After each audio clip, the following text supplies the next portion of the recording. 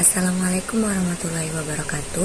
Kali ini kita akan mempelajari modul 4 sampai dengan 6. Modul 4 kita akan mempelajari tentang menggunakan kosakata yang baik dan benar. Dalam modul 4 kita akan mempelajari kegiatan belajar 1, yaitu semantik bahasa Indonesia.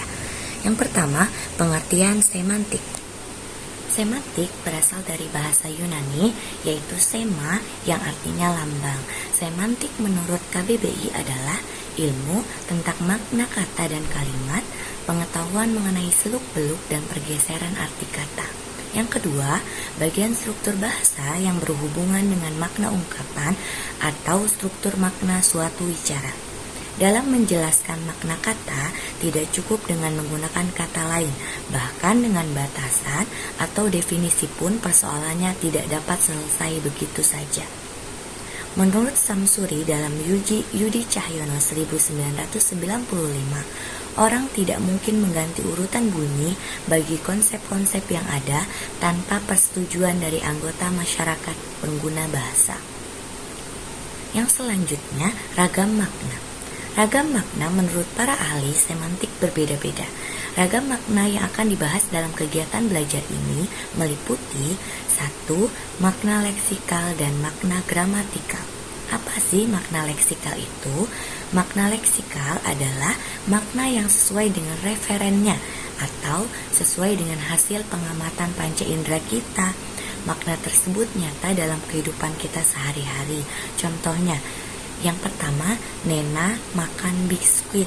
Itu adalah makna leksikal. Ketika ada seseorang yang makan kan, kita bisa melihat bahwa orang itu sedang makan. Nah, makanya itu sesuai dengan penglihatan panca indera manusia. Yang kedua, bupati yang lama makan uang rakyat hingga ratusan juta rupiah. Ini bukan makna leksikal, karena kata makan di sini tidak terlihat, atau artinya maknanya tidak sesuai dengan makna yang sesungguhnya. Yang selanjutnya, makna gramatikal. Makna yang muncul karena proses gramatikal yang meliputi afiksasi atau pengimbuhan, eduplikasi atau pengulangan, dan komposisi atau pemajumukan. Contohnya 1. Adik berlari setelah mencubit lengan temannya. Yang kedua, mereka sudah menyelesaikan laporan penelitian. Yang ketiga, rumah di desa halamannya luas-luas. Yang kedua, makna denotatif dan makna konotatif. Makna denotatif yaitu kata yang memiliki nilai rasa yang positif. Contohnya, gadis cantik itu berbadan langsing. Siswa yang berkelompok itu sedang mendiskusikan presiden baru. Yang selanjutnya, makna konotatif. Kata yang memiliki nilai rasa yang negatif. Contohnya, badannya krempeng seperti kurang gizi. Yang kedua, gerombolan mahasiswa itu memadati jalan utama. Yang ketiga, makna konseptual dan makna asosiatif. Makna konseptual yaitu makna yang sesuai dengan referennya atau makna yang bebas dari asosiasi manapun. Makna konseptual sebenarnya sama dengan makna denotatif dan makna leksikal. Yang selanjutnya, makna asosiatif.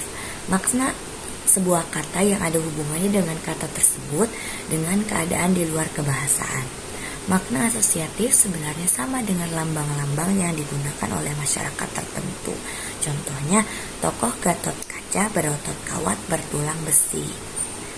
Yang keempat, makna kata umum dan kata khusus. Makna kata umum, makna suatu kata yang bersifat umum. Maksudnya, makna tersebut digunakan secara umum apabila kata umum lepas dari konteksnya. Makna kata tersebut akan kabur. Contoh, cekatan, jelajah, stasiun, wahana. Yang selanjutnya, makna kata khusus. Makna kata yang bersifat khusus maksudnya hanya digunakan di kalangan ilmu tertentu. Maknanya pasti dan tetap, sehingga tanpa konteks pun kata khusus tetap jelas maknanya. Contoh, atmosfer, gempa, bejana. Nah, yang selanjutnya, yang C, relasi makna. Relasi makna atau hubungan makna. Hubungan makna, kemaknaan antara sebuah kata, frase, klausa atau kalimat dengan kata, frase, klausa atau kalimat lainnya. Yang nomor 1, sinonim dan antonim. Sinonim yaitu ungkapan, dapat berupa kata, frase, atau kalimat yang maknanya kurang lebih sama dengan makna ungkapan lain. Menurut Verhaar dalam Mulia Stusti 2003, contohnya kata mati atau tewas. Keduanya nih sebenarnya sama artinya, tapi ungkapannya berbeda. Ayam piaraannya mati semua, keluarganya tewas dalam kecelakaan. Biasanya ini sama artinya, tapi digunakan untuk kata yang berbeda gitu. Kayak ayam, seperti ayam itu kan hewan, biasanya menggunakan kata mati. Sedangkan keluarga kan manusia, jadi lebih enak didengar dalam masyarakat itu menggunakan kata tewas. Ketidakcocokan penggunaan kata dalam kalimat yang lain sesuai dengan prinsip dalam semantik yang bunyinya apabila bentuk berbeda maka maknanya pun akan berbeda. Selain perbedaan bentuk, ada beberapa faktor yang menyebabkan kata-kata bersinonim tidak selalu dapat menggantikan, yaitu perbedaan waktu, perbedaan daerah atau tempat, perbedaan sosial, perbedaan nuansa warna. Yang B, antonim.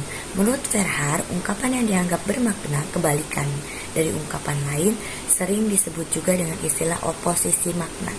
Ada beberapa jenis oposisi makna, diantaranya oposisi mutlak, yaitu kata-kata yang memiliki pertentangan secara mutlak, contohnya hidup dengan mati.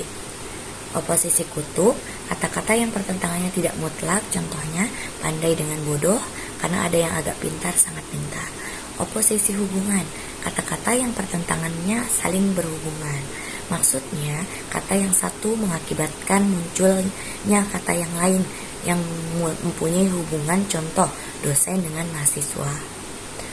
Oposisi hierarki, kata-kata yang berupa nama satuan ukuran, hitungan, penanggalan, nama jenjang kepangkatan, contohnya gram dengan kuintal.